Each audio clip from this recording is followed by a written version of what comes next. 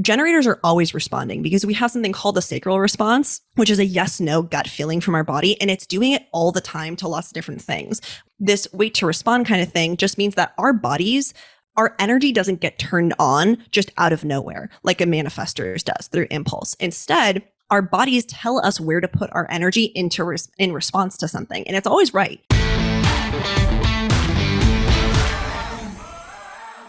Well, hello there, prosperity seeker, and welcome to another episode of The Prosperity Approach. I'm your host, Allyson Chavez, and as always, I am humbled and thrilled and so excited that you are tuning in, either audio or video, and I am so excited for today's episode. Super excited to introduce our special guest, and we're going to dive into something incredible called human design. But before we get into that, just a quick reminder, if you're listening to the audio version of this episode, be sure that you're following this podcast on your favorite app. And if you're watching on YouTube, I sure would love and appreciate if you hit the subscribe button and also the notification button so you'll always know when we're dropping another episode. You can head on over to AllysonChavez.com for our free resources and offerings to help you really get into certainty in uncertain times, to help you balance the masculine and the feminine, leading with the feminine, and all things related to prosperity right now, regardless of what is going on in the economy or the world or any of the things. All right. So today's guest is a human design reader, a professional copywriter, and founder of the blog Just Follow Joy. Her name is Ariana Joy, and she helps conscious business owners and soul seekers use their human design to drop the struggle and grind and create what they want in a way that feels good, whether it's in their marketing, their business, or their lives.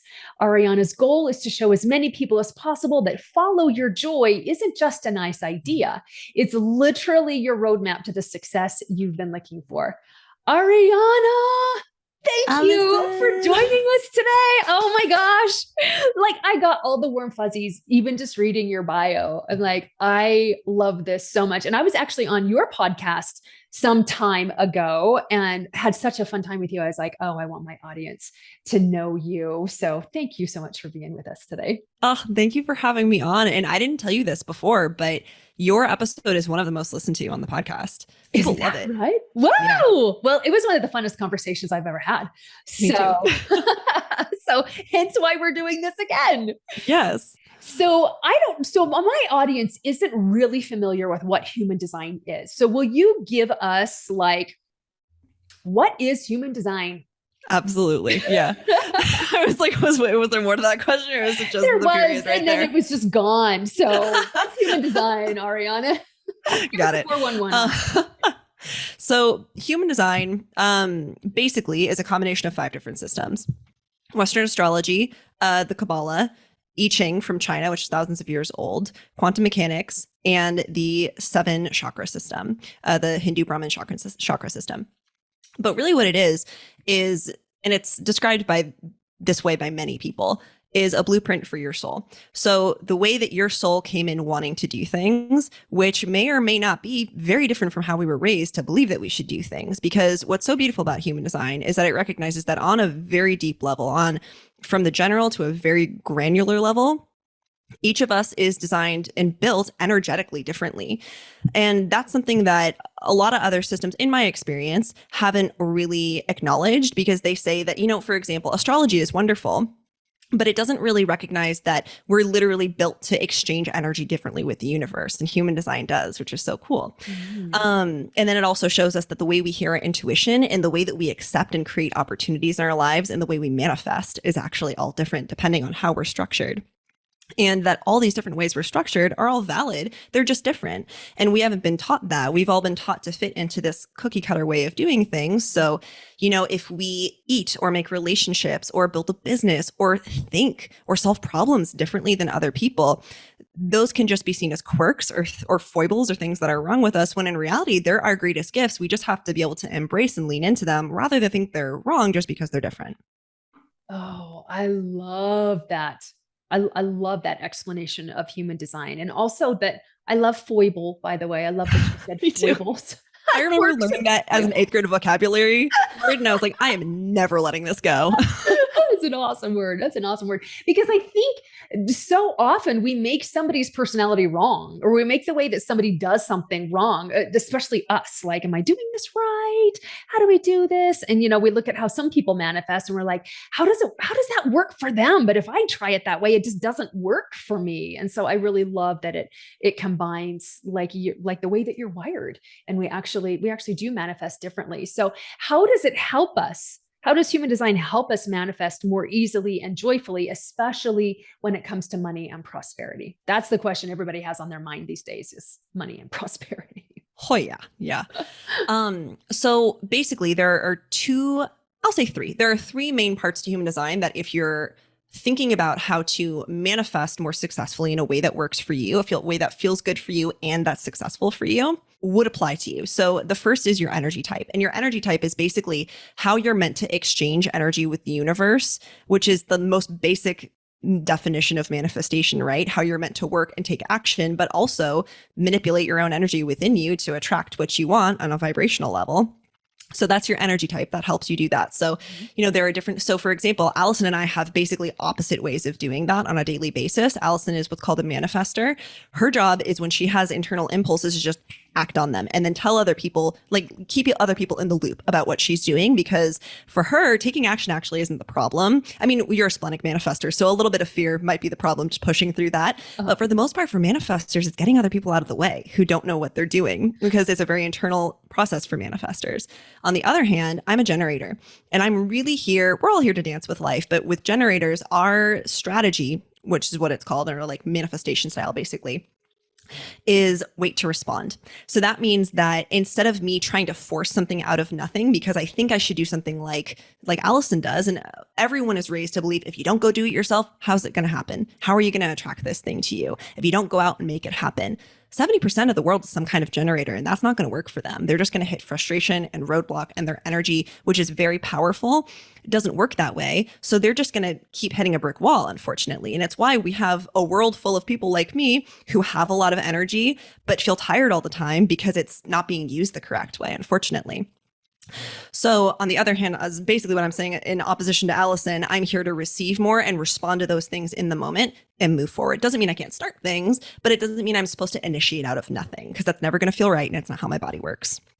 So those are two examples of energy type. Did you have a question? I just think that's really fascinating, because you nailed me right on the head, because I was just like, procrastination, what is that? Like, why does anybody have a problem with procrastination? You just say you're going to do it and then you do it, like with all due respect to procrastinators out there, I don't get you at all. Like the action piece, the fear piece is a thing. Yeah. I got to push you through the fear, for sure. But can you give me an example? Cause I think that there's a lot of people in my audience that are actually, well, I've got lots of manifestors, but also generators. So you said you receive more and rather than initiating. So what does that look like? Yes. Also, another note, first off, that's something I hear from a lot of manifestors. It's like, what do you mean you don't just have an idea and then go act on it? Doesn't everyone work that way? Because we're raised in a world where really no energy type gets to win, unfortunately, because manifestors initiate, but then the world's like, no, that's not the right way to initiate. Don't do it that way. We don't like that. That's true too. But so that is a manifestor thing of like, I thought everyone worked that way. You guys are only 8% of the population, but also you have a defined root center. I just wanted to tell you, and defined root center people don't understand procrastination. They're like, what I want to do will get done when it gets done. There's no worry about this. Like, what's the problem?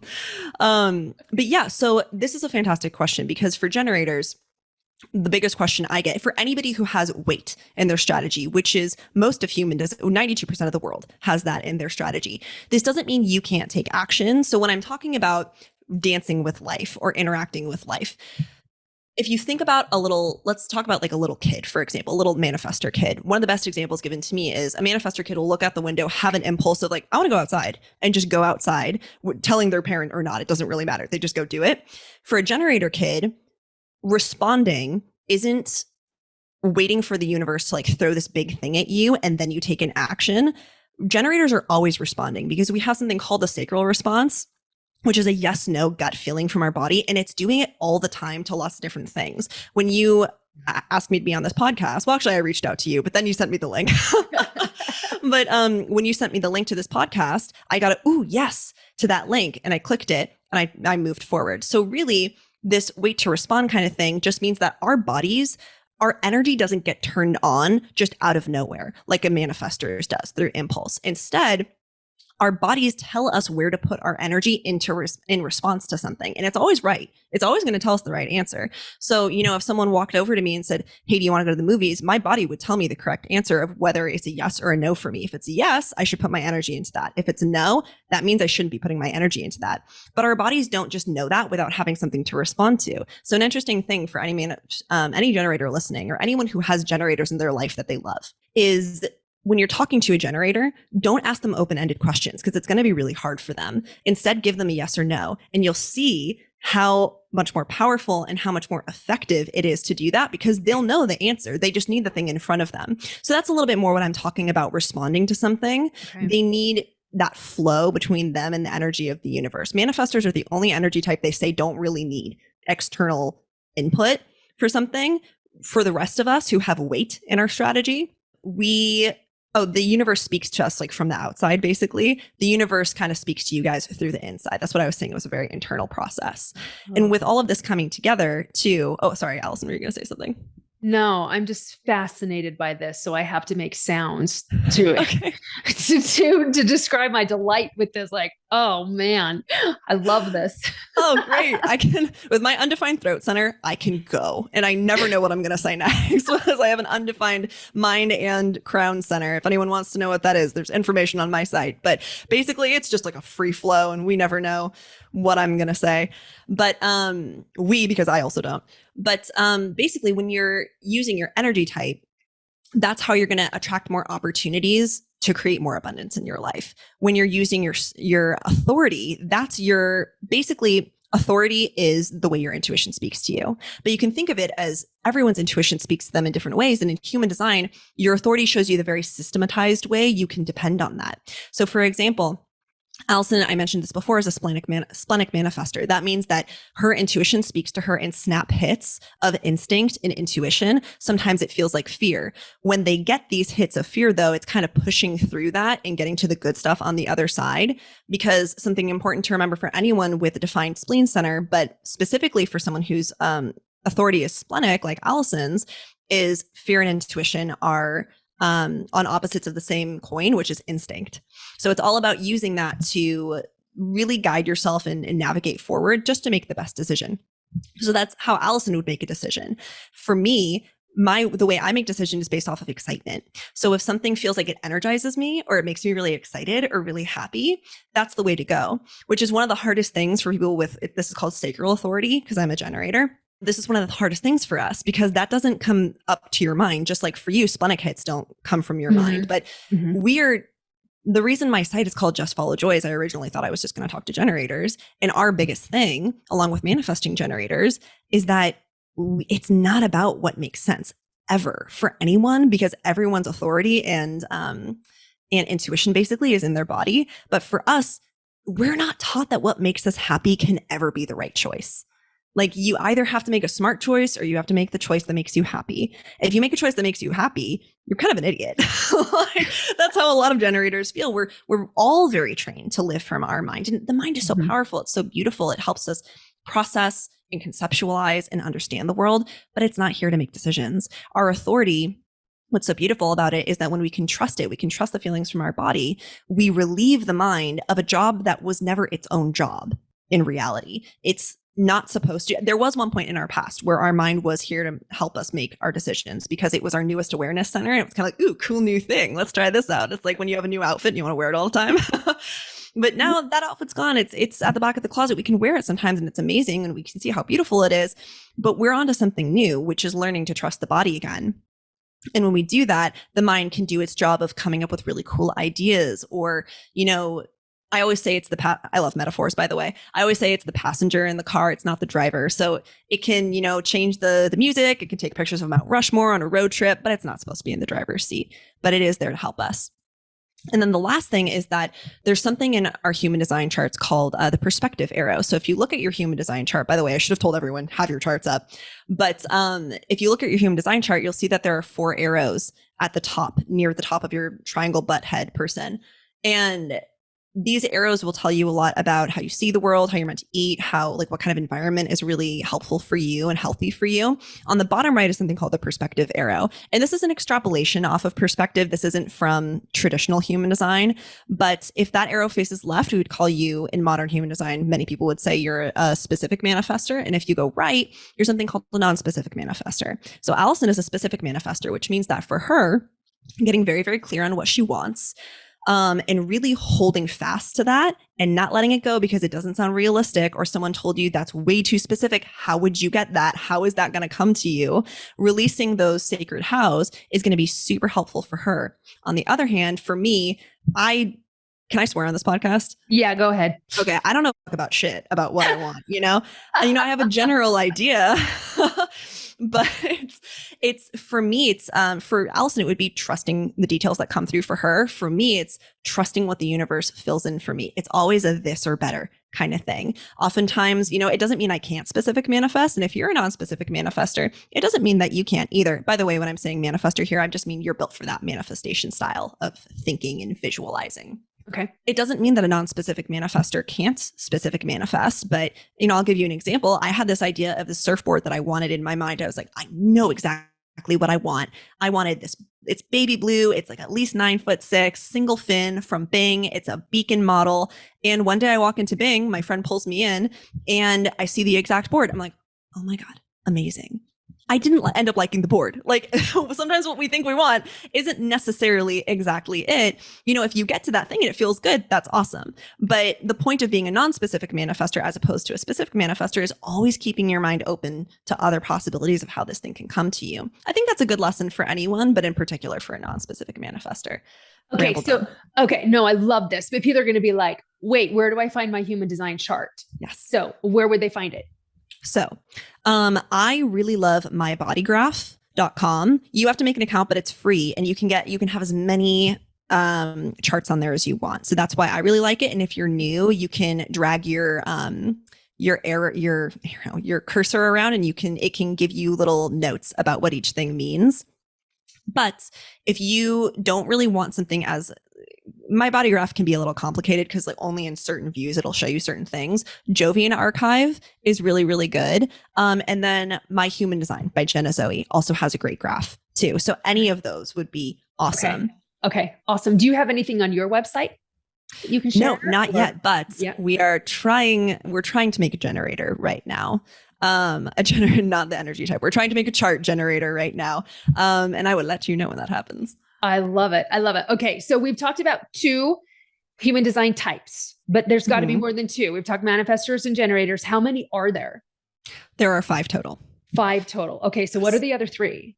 So the other 3, there is one subset of generators called manifesting generators, which are exactly what they sound like. They're the combo specials of human design.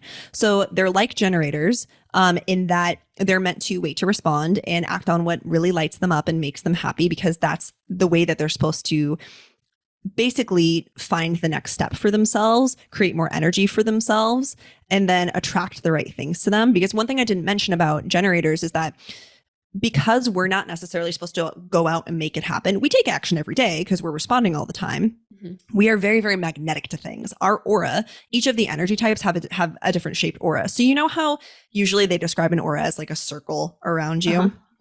That's really only true the way that we visualize it for generators and manifesting generators. It's just that we're 70% of the population. So someone was probably like, this is how it is for everyone, right? But for manifestors, you actually have like a very dense and thick, kind of more it's an expansive aura that like goes out and seeks things out. That's why the way that you work is like going and taking action and making things happen. We have an aura that's very open and enveloping, and it magnetizes stuff to us. So that's why if you're a generator or a manifesting generator, you wait to respond. And then like I said before, we make more energy the more we do the thing that feels right to us. And then we actually become more magnetic to more stuff. So anyone listening who's a generator or manifesting generator and you're afraid of doing something that you like, I'm telling you, this is the fastest way to make your manifestations happen is by, getting into what Abraham Hicks calls the void. Or the vortex. What is she called? The vortex, the void. But you do have to get into the void sometimes. Unfortunately, I think we all do. It's getting into the vortex and what makes you so, so happy just because it makes you happy and it doesn't have an agenda around it. So the thing about manifesting generators is they're like generators, but they have more of that kick. They'd be like a mix between me and Allyson. So oftentimes they'll feel like, I want to do this. I want to do this. I want to do that. They move so fast. They're the people who have a million interests that don't seem related at all. They have projects that they started and like ditched a week later because they got bored with it and they moved on to something else. They have the impulse and the energy to follow through with it, but they're really good at pivoting too.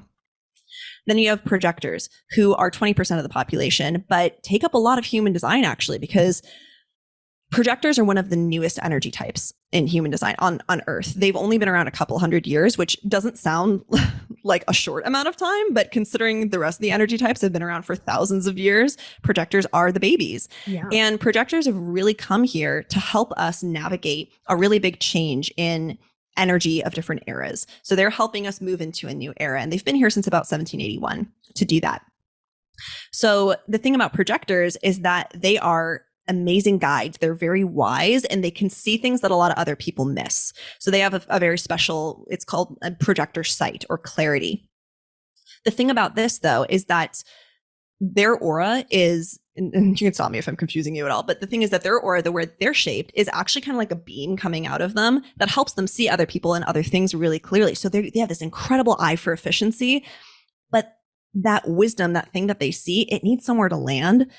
If other people aren't open to it, it just sounds like unsolicited advice. Or their projector, like a lot of projectors spend their whole lives feeling so unheard. So they kind of get into this cycle where they're like, okay, well, I want to be heard. And it doesn't really seem like I can keep up with everyone else because projectors aren't meant to do a ton of work. They're just here to kind of be like the project managers. Like, okay, that's not working for me. How do I get seen? How do I get heard? And so they just start pushing more or working more, which burns them out. And then people come to them just for that. And then they're like, no one's seeing me still. And it's just kind of this cycle. So for them, their strategy is to wait to be invited, which is the last thing projectors want to hear. Like, I'm not waiting for shit. Stop telling me. I feel like I've been waiting my whole life. But the thing is for them, when they can embrace that and they know they can see themselves and see their own value rather than trying to get it from outside sources as much, which is an important lesson for us all, but particularly for projectors, that's when they start becoming super magnetic to the right people who bring them all the right opportunities. And I have to say, for any projectors listening, there is no energy type I see take off faster when they embrace their strategy and authority, especially as like human design teachers, than projectors. I get so jealous of them sometimes because people will be like, oh my God, I love human design. I learned it from this projector. And I'm like, you were following me. Why didn't you just continue to learn it from me? But they really have, that's part of why they're here. To be guides and teachers, and people love to learn from them. They sense something in them for the aligned projector. And then the last energy type is reflectors. And reflectors are so fascinating. They're so important. They're so rare. They're 1% of the population. Really, in human design, we all have what's called 9 energy centers. So they're the 7 chakras, but we believe we developed 2 more in 1781. And these are little hubs where we process, take in, and reflect energy, depending on how our chart is configured. Reflectors have all of those open. So they're basically like a giant disco ball that just reflects the energy of wherever they are. And they're sparkly and they're cool. They're so interesting because they're the ultimate empaths. They pick up energy of all categories and they can deeply, deeply know the energy of a location and a person just by being there. So reflector kids, one important thing to know about them, this is just an example, is, if you bring a reflector kid to any place and they're like, I don't feel good here, it is very important to get them out because what they're telling you is there's something funky about this energy. You might not be able to feel it, but this kid can dig deep because they basically don't have any filters on them. So they're, they are protected somewhat from it because they're built to be conditioned. They're built to take little energetic snacks out of things. Okay. But reflector children do need to be taught, and reflector people, if you need to reparent yourself, that your sensitivity is so important because they show us the status of the world, and they're a barometer, basically. That's not the right word, but they show us how things are going. And that's one of their hugest gifts. So those are the energy types. And for reflectors too, it's to wait a lunar cycle. It just means that they're not supposed to make snap judgments or in the moment decisions because other people are pressuring them to make faster decisions. They can get their clarity, faster than a lunar cycle, but sometimes it might take them that long. Wow. Oh, this is so fascinating. Okay, so here's my question. So you were talking about like with generators, it's like, does it bring me joy? Does that light me up? And that's how you move forward. And I want that, like Mhm.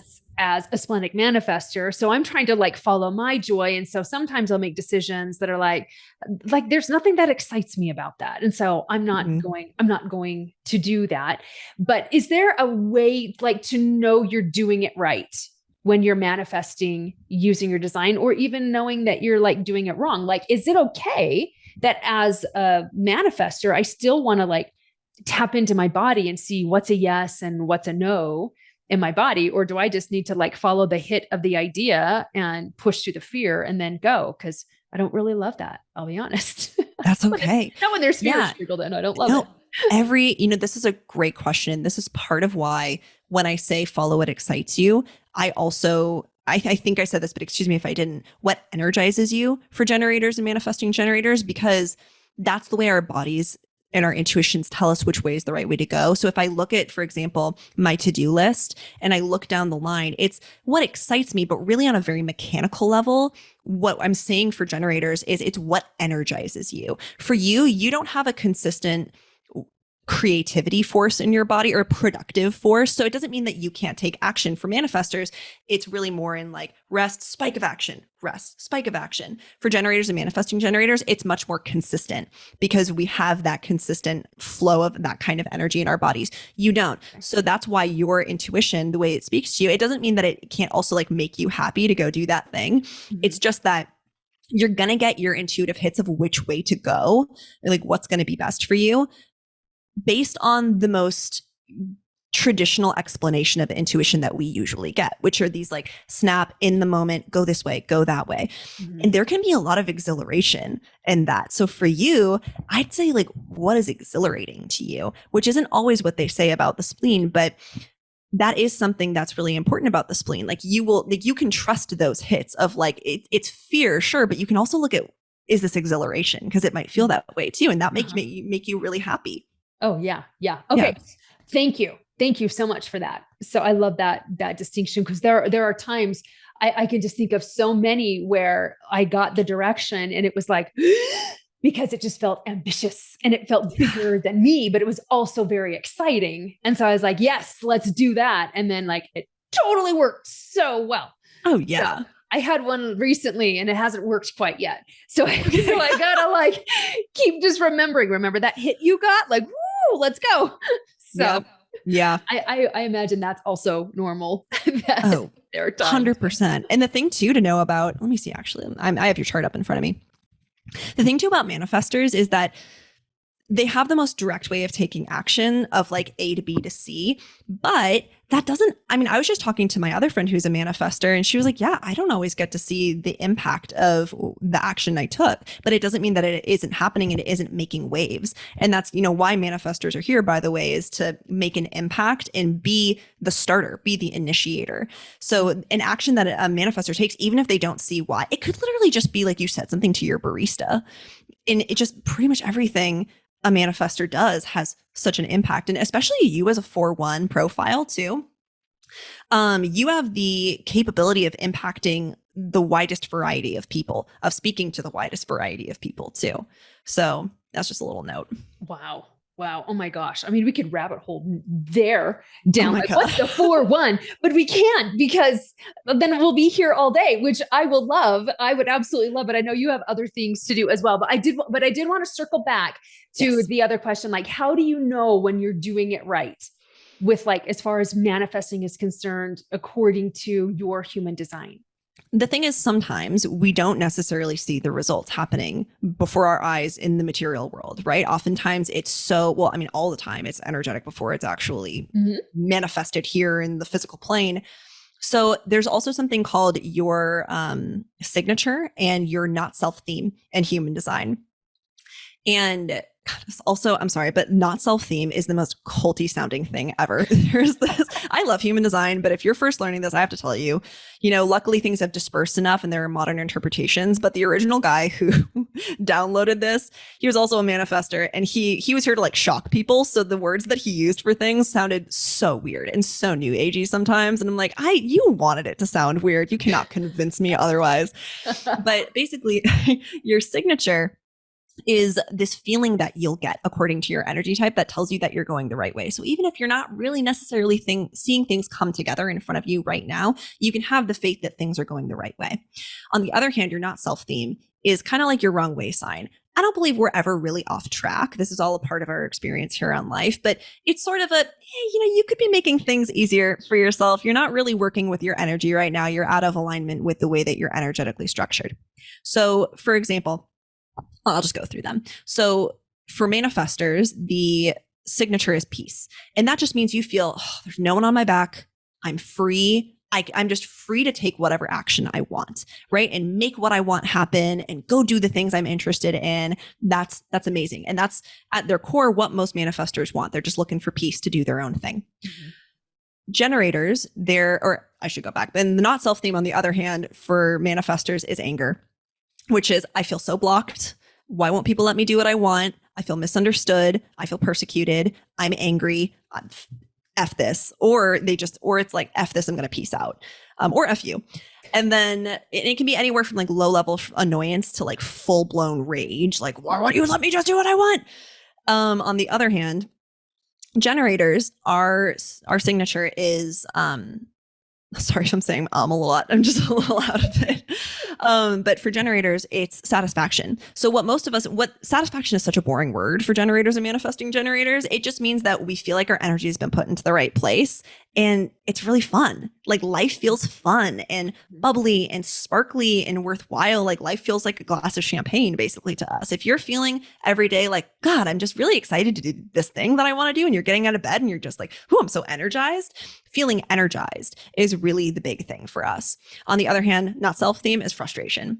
And that's not necessarily mental frustration, although it can be. It's that our energy feels frustrated. It feels like we're hitting a wall. No matter how hard we work, we're grinding, we're tired. Life just is not fun anymore. And that's a really, really big sign for generators and manifesting generators. Dude, you're going the wrong way. But it's one of the hardest things for them to do because we've been so trained to think like we just have to do not fun things all the time. Oh, yeah. Yeah. I mean, what are we taught? We're taught hustle. We're taught grind. We're taught there's seasons of grind. Really? Not if you're doing it right. There could be seasons of upheaval, but like having to struggle and having to grind and all of that. So I really appreciate you saying that when you're frustrated and you feel like you're just having to struggle through, that is actually an indicator that your energy is off. Yeah. And I love that you said that too, because I think some people, when they hear for people like you, manifestors are supposed to work in spikes. That doesn't mean spikes of grinding. That means spikes of incredibly inspired action where you just cannot hold yourself back from doing that thing. You want to do that stuff. You want to work on your passion project or do what just is thrilling you right now. It's not spikes of, okay, now I grind it, put my nose to the grindstone because that's what I'm supposed to do. And that's what I have to do. And for generators and manifesting generators, on the other hand, like we have long lasting energy that can carry us through. So, manifesting generators might have more spikes, in eras where they work a little bit more. But, at the end of the day, we have, like a more long lasting kind of energy. It's just that because of that, we can accidentally put our energy into something because we're like, well, I can do it. So why wouldn't I do it? Right? Yeah. Not for us. So for projectors, the signature is success, which sounds vague, but it's this feeling of like, oh, what I'm doing is really landing. I'm really being heard. This is so great. Like I can feel myself being a success in the way that I want to be, basically. And people are hearing me and seeing me, and that feels amazing. On the other hand, not self-theme, this is one of the funniest ones to me, is bitterness, which I'm not saying you're a bitter person. I just mean bitterness basically means you start closing yourself off to the world and saying like, oh, nothing ever works out for me. It worked out for that other person. Why does nothing go right? I can't trust anyone. Nothing I do works, that kind of thing. Like you'll just feel bitter on the inside. I'm not saying you're a bitter person. I think it's really important for projectors to know. And then for reflectors, The signature is surprise. So there's a lot of detachment that has to come along with being a reflector, and just allowing life to work the way it does doesn't mean that you don't get to have the things that you want. You could be built for a specific manifestation and be a reflector, but it does mean that there's this sort of, I let go and understand that life is here to help me sort of thing. And when I do that, oh my gosh, am I so amazed at the different ways that it can work out for me. That's so cool. But I have to understand that it doesn't always have to fit into this box I've been taught that it has to, because reflectors are never going to fit into a box. On the other hand, their not self theme is disappointment, which is, wow, I guess I was really naive. I should have just trusted what everyone else told me. Things can't turn out well, and life sucks, and the world sucks, and everything is bad, and poop.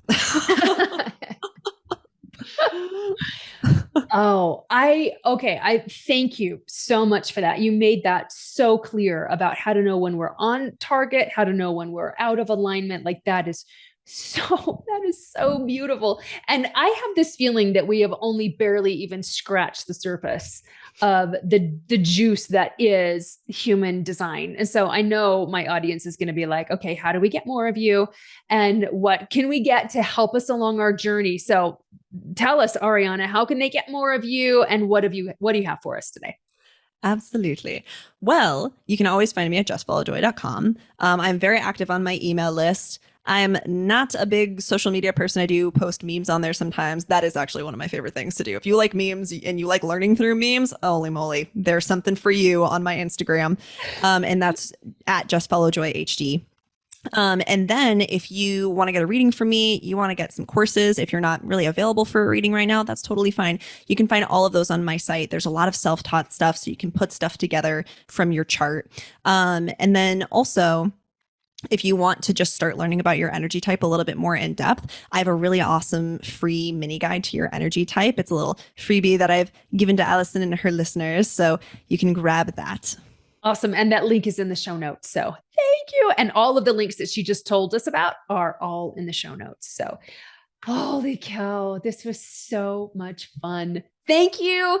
Thank you. Thank you. Thank you so much. I saw you on the calendar today and I was like, oh, I get to talk to Ariana. I'm so excited for this. So I appreciate you so much being here. Is there anything else you want to share with us before we let you go? Just follow joy. Just remember that if you're ever in doubt, I just want to say as a reminder, like I'm constantly having to remind myself that the way we do things, it might look really different than the way other people do it. And that's the point. And yeah, that kind of intuitively came through for anyone listening. That's gorgeous. And it's not just a good idea. Just follow joy is not just a good idea. It is your roadmap. So thank you for that reminder.